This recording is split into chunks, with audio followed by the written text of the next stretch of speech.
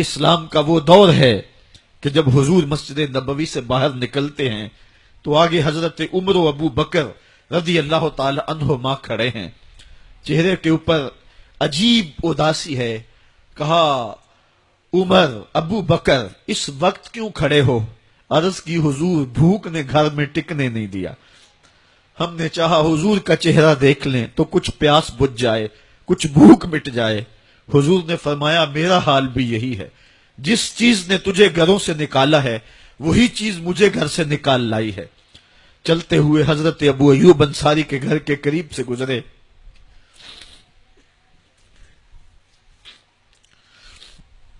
حضور کی خوشبو پا کے وہ باہر آ گئے. عرض کی بندہ نواز آج میرے مہمان نہیں بنتے؟ حضور نے کہا تمہاری مرضی. گھر لے گئے، چٹائی بچھائی، حضور کو بٹھایا، گھر والوں کو بکری کا بچہ ذبح کر کے دیا. کہا جلدی جلدی کھانا تیار کرو، میرے آقا کو بھوک لگی ہوگی. یہ کہہ کے واپس آئے، حضور کے پاس بیٹھے، نظر چہرے پہ پڑی تو گھبرا گئے. نکاحت کے آثار اتنے واضح تھے کہ سمجھ آ رہی تھی کتنے دنوں سے حضور نے کچھ نہیں کھایا. اٹھ کے باغ میں چلے گئے، کھجوروں کا خوشہ توڑا، حضور کے سامنے رکھا. کہا بندہ نواز جب تک کھانا تیار نہیں ہوتا یہ کھجوریں تناول فرمائیں.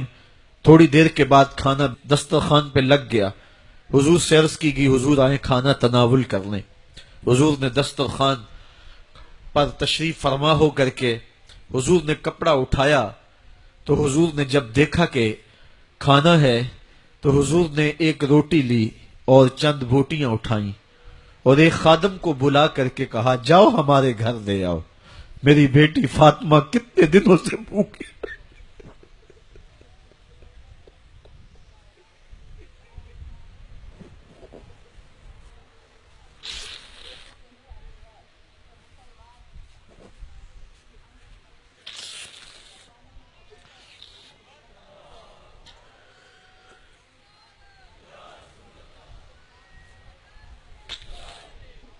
کہا جاؤ ہمارے گھر دے آؤ، میری فاطمہ کتنے دنوں سے بھوکی بیٹھی ہوئی ہے. مال کے کونین ہیں گو پاس کچھ رکھتے نہیں، دو جہاں کی نعمتیں ہیں ان کے خالی ہاتھ میں.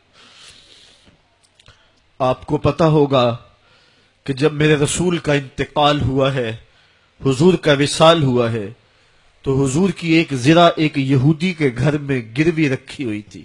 حضور نے زرہ رکھ کر کے اس سے قرض لیا ہوا تھا. یہ اسلام کی غربت کی کہانی ہے. جب چیتھڑے پہنے ہوئے تھے، جب پیوند لگے لباس پہنے تھے، جب پیٹ میں ڈالنے کے لقمہ بھی نہیں تھا، اللہ کا دین اس وقت بھی غالب تھا. اور جب گلیوں کے اندر ریشم بکھرا ہوا ہوتا تھا کوئی اٹھانے والا نہیں تھا، دین اس وقت بھی غالب تھا.